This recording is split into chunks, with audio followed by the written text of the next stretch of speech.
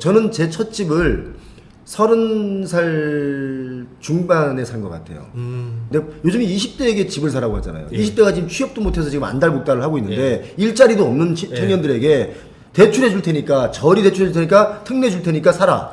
현실적으로 너무 어렵지 거의 않습니까? 없죠. 그리고 지금 청년들이 집 살 돈이 없는 게 당연한 거예요.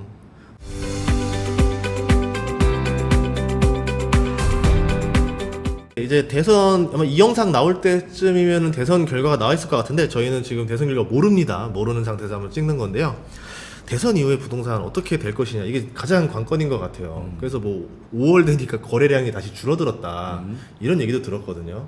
사람들이 되게 지금 모르는 것 같은데 어떤가요? 지금 상태가 어떤가요? 그러니까 지금 이제 저도 오늘 표용호 TV 이제 예. 녹화하기 전에 데이터를 계속 보다 보니까 새로운 걸 제가 한 가지 알게 됐어요. 그러니까 우리가 지금 3월 달에 서울 강남권에 그 토지거래 허가제를 잠시 풀어줬다가 잠시 다시 묶고 이런 상황에서 막 거래량이 갑자기 폭증했다가 예. 다시 또 확 줄어들고 했는데 이제 이게 4월, 5월의 거래량은 지금 많이 줄었는데 중요한 건 대출의 양은 많이 늘었다는 거예요. 이게 뭘 의미하냐면 아파트 값을 더 고가에 사는 빈도수가 높아졌다.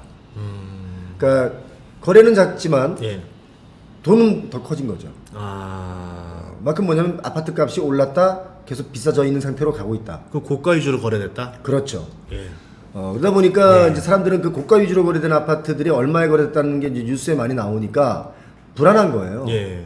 이거 빨리 사야 되는 거 아닌가? 했는데 보니까 7월 달에 이제 스트레스 DSR 3단계를 예. 실시하니까 이게 금리가 더 가산 붙으니까 내가 대출 받을 수 있는 양이 확 줄어든단 말이죠. 예. 그럼 빨리 해야 되겠네 싶어서 지금 이제 대출을 서두르는 분들이 많아졌고 네. 아마 대선이 끝나고 나면 6월이 되면 아파트 거래량도 좀 많이 늘어날 겁니다. 예. 왜? 7월 달이면 또 못 사니까. 아. 이걸 정확히 알 수 있는 게 작년 24년 9월 달 스트레스 DSR 2단계 하기 전에 8월 달에 대출이 거의 9조 6천억 정도 이렇게 증가했습니다. 예.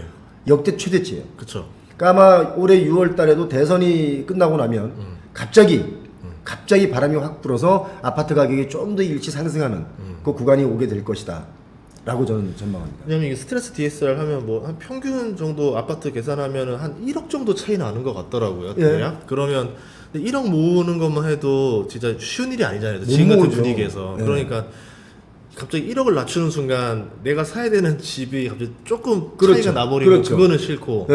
그럼 좀 서둘러서 그냥 살 거 빨리 사버리자. 예. 이런 수요가 6월에 많이 나온다는 거잖아요. 그렇죠. 저희 표용호 TV 그 공식 이메일에 지금 빨리 사야 되는 거 아닙니까? 근데 지금 그래서 이제 6월 달 선거 끝나자마자 거래량은 좀 더 늘어날 거고 가계 대출도 폭증하게 될 것이다. 예. 그런데 이제 이게 과연 계속 그렇게 갈 수 있느냐라는 예. 거 봤을 때 경기 체력을 보면 절대 그렇지 않다. 그러니까 지금 여러 가지 지방의 경우는 세종시나 청주 이쪽 아파트 가격이 지금 살짝 올라가는 분위기가 있고 세종시는 지금 확 올라가려고 하다 거래가 안 되니까 다시 약간 주춤하고 있거든요. 예, 지금 거래 안 돼요, 지금. 예, 거래가 안 되죠. 예. 그러니까 주춤하고 있는데 이제 그 옆에 청주까지 이게 이제 뭔가 이제 모양새가 살아서 약간 가격이 좀 들썩이고 있어요. 예. 요거는 지금 대선 우리가 결과 나오기 전이니까 누가 당선되느냐에 따라서 또 약간 방향이 바뀔 수가 있어요. 제가 볼 때. 근데 이제 이 바람이 왜 부냐면 잘 아시겠지만 뭐 대통령실 이전을 하겠다, 국회 이전을 하겠다 이런 얘기가 나오니까 또 들썩이는데 예. 제가 볼 때 그 다음 대통령 예. 지금 이제 아마 이 방송 나갈 때면 뽑혔겠죠? 그쵸, 그쵸. 예. 대통령 임기 동안 못 옮겨갈 가능성이 제가 볼 때 90%가 넘습니다. 그쵸. 이제 설계 뜨고 뭐 착공하고 자본 예산 맞추고 하면 이미 다음 대통령 들어갈 때 할 자, 그럼 이제 지금 이제 고가로 막 오른 예. 세종시의 집값에 내가 딱 물었어요. 예. 그럼 이게 또 언제쯤 되면 이 집값이 다시 올 수 있느냐라고 묻는 분들이 있는 거예요. 혹시 그 안에 묶일까봐. 다음 총선 때 또 나온다. 총선 때 또 세종시 얘기 나면 또 들썩거린다. 이번에는 진짜 하겠다. 이번에는 하겠다. 이런 희망 고문을 해버린다. 그러니까 계속 희망 고문. 그러니까 예. 원래 부동산은 희망으로 가격이 올랐다가 현실을 보면 내려갑니다. 예. GTX 우리가 지금 A노선 보시면 아시겠지만 동탄이나 파주 운정역에 있는 그 아파트 값들이 GTX 얘기 나오면서 엄청나게 뛰었잖아요. 그쵸. 그런데 제가 분명히 그때 그랬어요. 이거 지금 바람이 부는 거 여러분 개통한다고 갑자기 또 뛰지 않는다. 분명히 개통하고 나면 떨어집니다.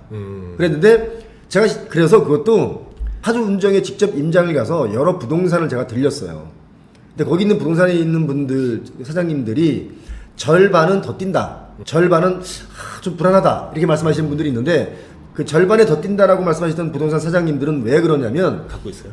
아니 더 뛴다고 해야지 자기네가 좀 빨리 거래하니까. 그쵸. 자영업자잖아요. 예. 그러니까 매출이 올라야 되니까 그렇게 말씀하실 수밖에 없다. 그런데 제가 그때 그분들한테 했던 말이 아마 개통하고 나면 가격이 살짝 조정이 좀 더 올 겁니다.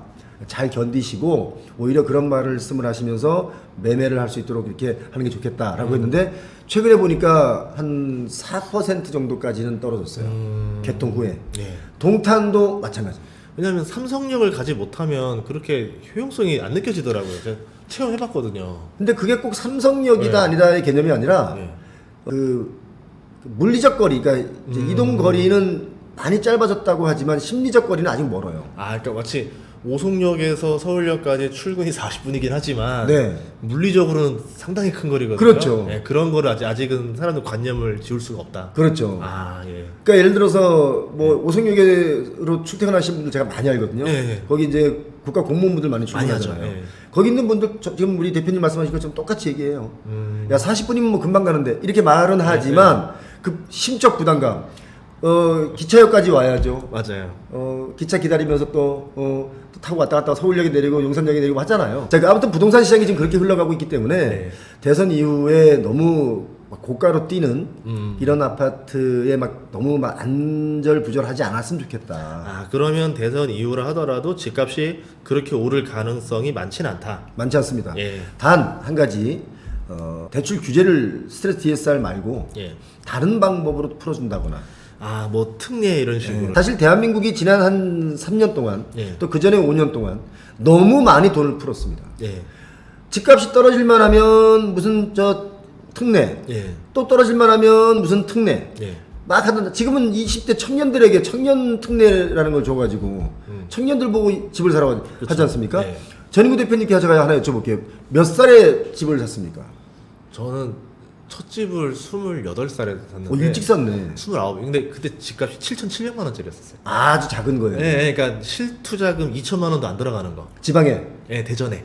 대전이니까 예, 그럴 예, 수 예, 있겠지. 예, 그런데 예. 이제 서울 수도권이라고 가정하면 여기 많이 몰리고 있으니까 저는 제 첫 집을 30살 중반에 산 것 같아요. 근데 요즘 20대에게 집을 사라고 하잖아요. 예. 20대가 지금 취업도 못해서 지금 안달복달을 하고 있는데 일자리도 없는 청년들에게 대출해 줄 테니까 저리 대출해 줄 테니까 특례 줄 테니까 사라. 우선 결혼하기 전까지는 살 생각이 없을 것 같아요. 그렇죠. 예. 결혼하기 전에 난 내 집 마련해놓고 결혼할래라는 청년들이 있을 수 있지만 현실적으로 너무 어렵지 거의 않습니까? 없죠. 그리고 지금 예. 청년들이 집 살 돈이 없는 게 당연한 거예요. 물려받거나 부모님 지원 아니면 당연히 없는 거죠. 아무리 능력 있고 열심히 사는 청년이라고 한들 20대에 어떻게 그 돈을 모을 수 있습니까? 특히 서울 수도권은 꿈을 못 꿔요 아예. 그래서 이건 앞으로도 계속 문제고 출산율도 떨어지는 이유가 바로 이런 문제들이 다 있기 때문에 청년들이 뭔가 하고 싶지 않은 거죠. 이런 문제는 해결하지 않고 맨날 돈 준다고만 하니까 이게 돈 주면 애 낳냐고 따지잖아요. 그리고 서울에 청년주택 짓는 거 가보셨어요 직접? 제가 볼 땐 6개월은 자취를 할 수 있어도 1년, 2년, 3년 못 삽니다. 예. 너무 좁아요. 그러니까 청년주택이라고 청년을 무슨 우리 안에 넣어놓는 게 아닌가. 제가 예전에 그 문재인 정부 때 청년주택 그 조그만 집을 막 홍보를 하길래 제가 막 뭐라 그랬습니다. 저 혼자 벽 보고 뭐라고 얘기하면 안 되니까. 그쵸. 아니 거기서 청년들 계속 살라고 하는 거냐. 이게 뭐가 좋다고 하느냐. 그 다음에 뉴스에 나오는 것들은요. 뭔가 조금 더 넓혀놨을 겁니다. 모델로서 좀 침대를 더 작게 만든다던가. 그렇지. 예. 그런 게 있기 때문에 육안으로 보면 좋다라고 할 수 있지만 실질적으로 여러분 가보시기 바랍니다.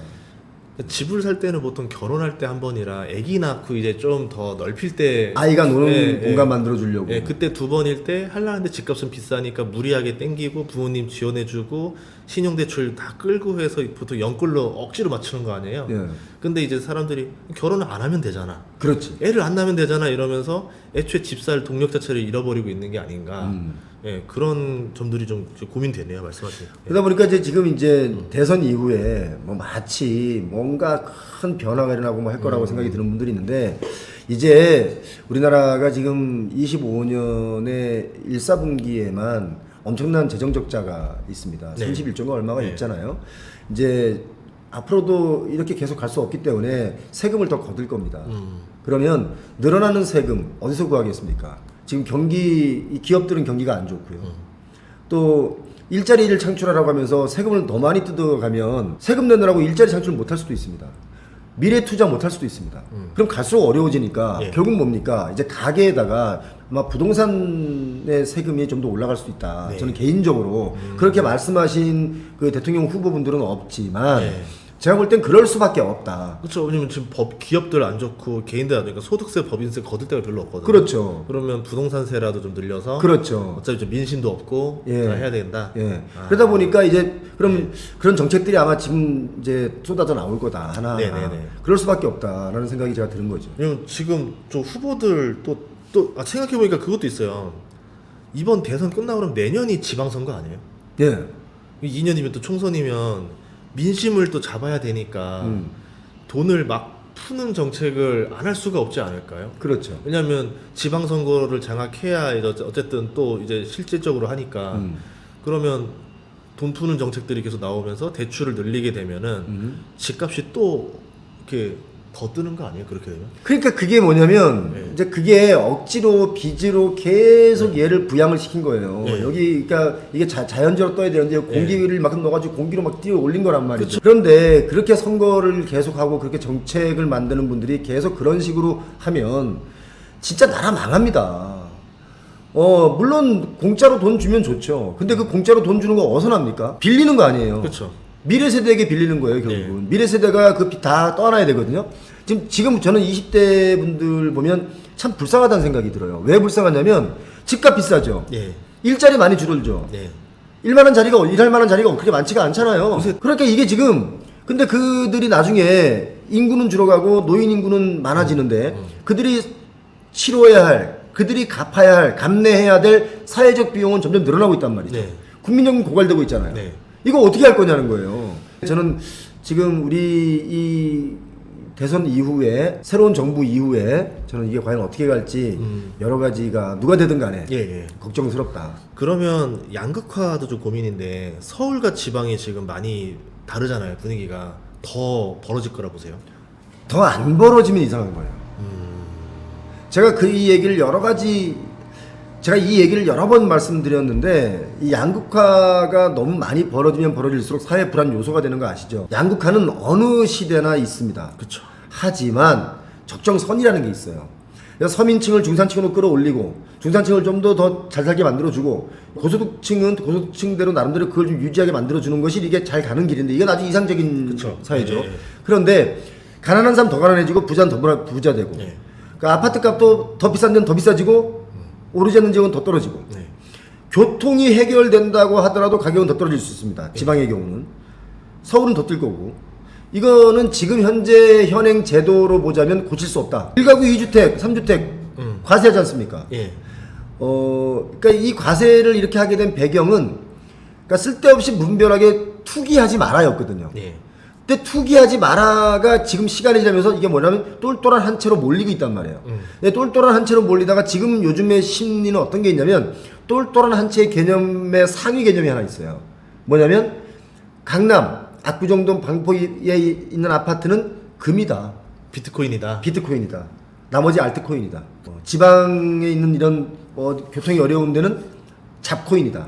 라고 이제 이렇게 생각이 드는. 그러니까 계속 양극화가 더 벌일 수밖에 없다. 그래서 제도를 바꾸는데 저는 개인적으로 그렇게 생각해요. 네.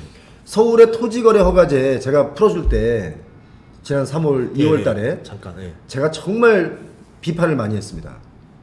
그리고 다시 묶을 때 이렇게 토지거래 허가제를 풀어주면 30억 하던 아파트가 갑자기 37억까지 뛰는데 이런 정책을 이렇게 하세요라고 옆에서 거둔 그 보좌관들은 다 잘라야 된다. 했더니 뭐 뉴스에 보니까 본인들이 다 사표 내고 안 하더라고요. 근데 제가 왜 그런 말 했냐면 토지거래 허가제는 그 당시 2월 달에 풀어주지 않아도 올해 6월이면 자동으로 풀렸어요. 그런데 굳이 그걸 빨리 땡겨서 풀고 사회적으로 이런 문제가 발생하게 만든 이유가 뭐냐? 라고 생각을 해보니까 본인들 관련 중에 누가 뭐 집을 빨리 팔아야 한다거나 그렇지 않을까? 이제 이런 저 혼자만의 이런 의심을 했지만 네. 중요한 건 정책의 일관성이 없다. 그래서 제가 이제 그 뒤에 요즘 들어서는 무슨 말이 생각나냐면 그래 차라리 토지거래 허가제 이런 거 묻지 마라. 다 풀어주고 1가구 2주택 3주택 4주택 다 풀어줘라. 그러면 돈 많은 사람들이 엄청나게 살려고 달려들 거다. 예. 집값은 더 뛸 거다. 그러면 집값이 폭락이 올 거다. 아 오히려 차라리 빨리 터뜨려라. 빨리 터뜨려라. 그럼 그때 집이 없던 사람들이 다시 집을 살 수 있는 거예요. 오히려 그냥 시장에 맡겨라. 가격을 자꾸 국가가 계속 개입을 하니까 경직성만 생기고 가격은 괴리가 벌어지고 이상해지는 결국 그 피해가 국민들한테 전이 되니까 시장 경제에 맡겨서 가격이 알아서 안정적으로 되고 나면 그때 정말 필요한 사람은 사고 팔 사람은 팔고 맞춰라 이거잖아요. 자 지방경제 살린다는 거 얘기하지 않습니까? 어느 정치인이든 지방경제 살려야 된다. 뭐 분권화 시대에 분권을 더 확대해서 지방경제 살려야 된다라고 말씀하시는 분들이 대다수인데 네. 한 가지 물어볼게요. 지방경제 살리면 뭐가 좋아요? 지방 사람이 좋죠. 지방 사람이 좋은 얘기는 지방에서 서울로 올라오는 인구가 줄어드니까 지방도 더 활성화될 수 있다는 얘기잖아요. 지방 소멸을 막아야 된다. 그렇죠. 예, 그 근데 지방 소멸을 예. 왜 꼭 막아야 돼요? 한번 질문해 보는 거예요, 제가. 지방의 관점에서는 이제 그 나라의 그 지역의 경제가 쭉쭉쭉 빠져나가니까 그러니까 국가 위주로 보면은 서울 쪽의 집값이 또 너무 쏠려서 또 올라가 버리니까 그 비싼 집과 너무 여기를 좀 막아줘야 되는 중첩 효과가 있어야 되지 않나요? 지방을 살린다고 지방에다가 계속 그 돈을 퍼주는데 그 돈 퍼주는 게 대다수가 보면 축제를 한다거나 벚꽃 축제 한다거나 무슨 축제에서 축제 비용을 많이 쓰지. 많이 써요. 그 축제를 한다고 해서 지방 경제가 확 살아나는 것도 아닌데 매해 그 돈을 다 씁니다. 그래 다음 연도에 또 주니까. 예. 이거 제가 볼 때 굉장히 불필요한 경제 논리다라고 저는 봐요. 개인적으로. 그렇죠. 지방이 소멸되는 곳을 굳이 소멸되지 않게 막을 수는 없다. 돈 좀 얼마 퍼준다고 갑자기 지방 경제가 살아나가지고 그 지역이 살아나느냐? 그게 아닙니다. 그래서 일자리 늘려준다고 지방에 있는 서울에 있는 뭐 중앙 정부가 관리하던 그런 데를 지방으로 다 이렇게 분산시켰지 않습니까? 네. 분산시킨다고 지방이 살아났나요? 안 살아났죠. 제가 지난번에 나주혁신도시 얘기했죠. 공동화 벌어지죠. 예, 공동화 현상이 벌어지고 나주혁신도시에 있는 공무원분들, 국가 공무원분들은 심지어 서울에 올라오느라고 주말 되면 엄청 바쁩니다. 이분들 다 서울에 본집이 있어요. 그래서 주말만 되면 KTX, SRT가 꽉 차는 거예요. 예, 저 원주혁신도시 가보세요. 금요일 오후 5시, 6시 되면 고속버스 터미널이 아주 만차입니다. 맞아요. 줄을 길게 서 있어요. 예. 그럼 뭐예요? 다 서울로 올라오는 거예요. 이분들 고생시키는 거예요. 자, 그러면 제가 이제 부동산적인 측면에서 지방 경기를 살리려면 지방에 있는 아파트, 5억 이하의 아파트는 누구든 10채든 100채든 사게 해줘라. 그러면 지방 경기 살아날 수 있다, 오히려. 오히려. 그 취득세라던가 이제 양도소득 그 지방세로 들어가는 것들이 많아지잖아요. 세수도 늘어날 거예요. 세수도 늘어나고. 예. 그런데 더 중요한 건 예. 그렇게 10채, 20채 사서 만약에 임대업을 하려고 했던 분들이 예. 지방에 사람들이 자꾸 줄어드네? 그럼 그 집을 안 사죠. 예. 또 반대로 어떤 분들은 많이 살 거 아닙니까? 욕심부려서. 예. 욕심부려서 부동산을 잘못 손대는 분들은 이제 망하는 거고. 예. 그렇지 않고 꼼꼼하게 뭔가 저축을 하고 뭔가 열심히 살고 하는 분들은 나중에 아주 많이 하락돼 있는 가격을 사면 싸게 내 집 마련하는 거 아니에요. 예. 이게 시장 경제 논리다. 그래서 제가 자꾸 물어보는 게 정치하시는 분들 제가 만나면 물어봐요. 지방 소멸되는 거 꼭 그렇게 살려야 됩니까? 라고 제가 반문을 하면 다들 대답을 못 해요. 정치하는 사람들은 무조건 살려야죠. 그래야 내 표가. 그러니까 내가 내 지역구에서 예. 당선되고 내가 국회에 가서 맨날 큰 소리 치고 있습니까? 예 아니요로 대답하세요. 이거 하려면 이런 잘난 척을 하려면 자기 지방에 소멸되면 자기는 국회의원이 안 되니까 뭐 이런 게 있는데 그건 그들의 욕심이지. 그리고 지방을 살려야 된다는 얘기 중에 이건 제가 진짜 갖고 있는 제 지론인데 꼭 살려야 할 도시가 있고 없어져도 되는 도시 있어요. 그리고 지방을 살린다고 해서 뭐 정부 부처 몇 개 옮긴다고 지방이 갑자기 살아나지 않습니다. 제가 볼 땐 기업이 살아야 돼요. 기업이 기업할 수 있는 환경을 잘 만들어줘야 예. 이 기업들이 좀 더 싼 원주, 청주, 대전 이런 데로 옮겨가면서 뭔가 회사들이 있고 지역의 경제를 지탱해주는 기업들이 나오는 거예요. 예전엔 그랬잖아요. 예. 근데 이제는 전부 다 서울 수도권으로 몰려들기 시작했단 말이에요. 물론 지역에서도 계속 기업을 유치하기 위해서 온갖 노력들을 많이 합니다. 그런데 기업들이 안 가요. 왜? 사람 뽑기 어려우니까 안 가는 거예요. 안 뽑혀요. 예. 그러니까 그럼 사람 뽑기 어렵지 않게 하려면 그 지역의 인프라가 다 하나하나 만들어져야 되는데 그냥 지방 살리기로 돈 퍼주기만 한다. 우리 지역에 얼마 예산 따왔다. 그 따온 걸로 뭐 하냐 보면 축제하고 있잖아요. 그러니까 그런 측면에서 우리가 좀 국가의 어떤 도시 개발이나 기타 등등 여러 가지 얘기를 좀 다시 좀 짚어봐야 되겠다. 그리고 그 서울의 아파트 인허가 문제들을 많이 얘기하는데 예. 좋아요. 용적률 올려주고 예. 주택수 늘려주고 재개발 조합이 좀 더 활성화되게 만들고 재건축도 좀 더 수월하게 만들어 주려는 노력은 좋은데 도로 좀 넓히세요. 아. 도로는 그대로 두고 아파트만 높게 져가지고 예. 여기 개포동 가보세요. 아침에 아, 난리죠. 차가 얼마나 밀리는지. 저 흑석동 가보세요. 그 아침 출퇴근길에는 사람 살만한 건 못 돼요. 세종시에 아파트가 네. 살기 정말 좋아요. 제가 볼 때는 도로가 이게 해결이 안 나잖아요. 세종시 도시개발 자체를 누가 기획을 했고 누가 이거 설계했는지 모르겠지만 네. 처음에 뭐 자전거 타고 다닐 수 있는 아주 깨끗한 도시를 만들겠다고 유럽형으로 하겠다. 유럽형으로 하겠다 네. 했는데 세상 물정 모르고 그냥 자기 감각대로 자기가 좋아하는 거 한 거야. 자기 좋아하는 거 그 사람이 큰 야산을 사서 본인이 직접 본인 동산 지을 때나 하지 왜 세종시처럼 국가 대 계획을 지 구미에 맞게만 설계했냐 이거야. 그래서 버스 전용차로 놓고 하니까 메인 도로가 4차선밖에 안 되는 거예요, 왕복. 없어요. 그러니까 너무 좁아요. 예. 그래서 세종시가 살기 불편하다. 그래서 세종시가 뭐예요? 수도가 되기 어렵다. 도로를 그딴 식으로 만들어 놓고 무슨 수도를 한다는 겁니까? 말로만 그냥 뭐 수도합니다 하면 수도예요?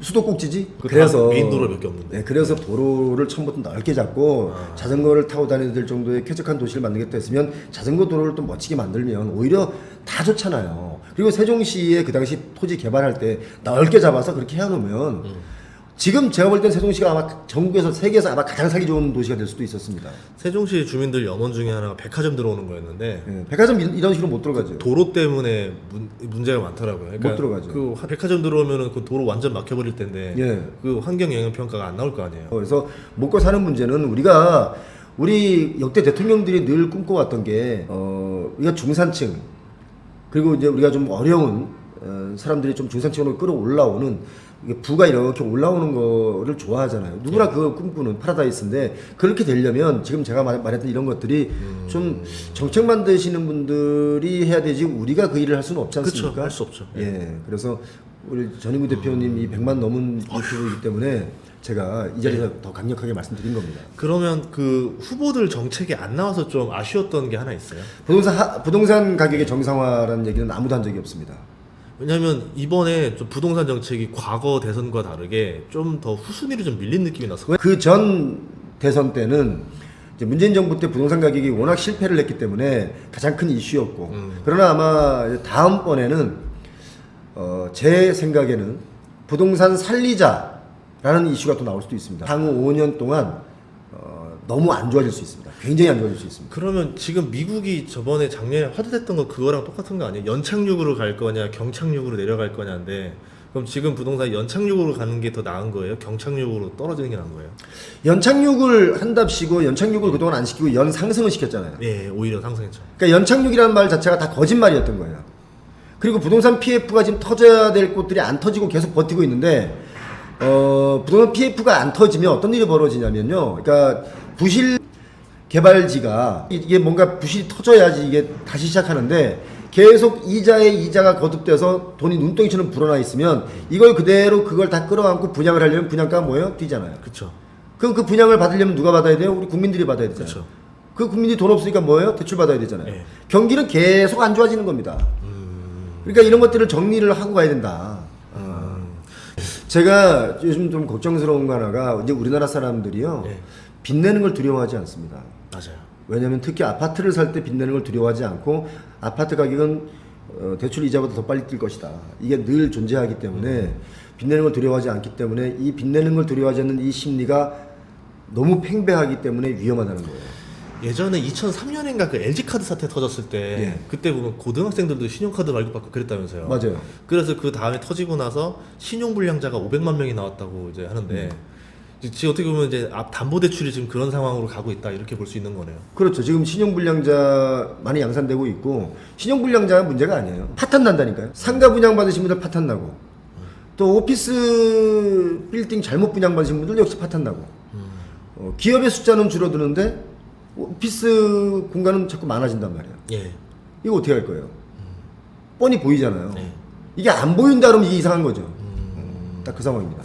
알겠습니다. 오늘 좀 긴 시간 동안 또 대화를 해봤는데 이게 막 너무 희망적인 얘기들에만 또 이렇게 바라보지 말고 이 한편의 이 이야기도 보면서 어떻게 정책이 맞춰서 나가는지, 그래서 이게 서서히 갈 건지 아니면 좀 변동성이 심해질 건지를 여러분이 잘 판단하셔서 대처를 준비하셔야 될 것 같습니다. 저는 돈을 버는 일도 중요하지만 돈을 벌기 이전에 리스크를 관리하는 방법부터 먼저 배워야 된다.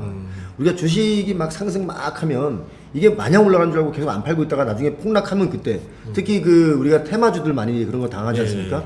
그래서 저는 돈을 벌고 안 벌고의 문제는 2차 문제고 1차 문제는 돈이 얼마나 무서운 건지에 대한 리스크 공부를 먼저 해야 된다. 부동산도 마찬가지다. 저도 여러 번 실패를 해봤기 때문에 이런 말씀 드릴 수 있는 거다라는 말씀을 제가 드리는 거죠. 예, 알겠습니다. 예, 여러분들에게 좋은 대답 됐길 바라겠습니다. 오늘 출연해주셔서 너무 감사합니다. 전인구 예. 채널이 왜 인기 있나 봤더니 예. 대표님이 질문 자체가 굉장히 진솔하고 편안하고. 예, 저거 정말 궁금해서 여쭤봤어요. 그래요? 예. 그리고 이제 또 부탁 하나 드리면 전인구 채널을 구독하시는 많은 우리 재테크 관련 고수분들 표영호 TV도 오셔서 구독 그럼요. 좀 부탁드리겠습니다. 예, 알겠습니다. 고맙습니다. 네. 예.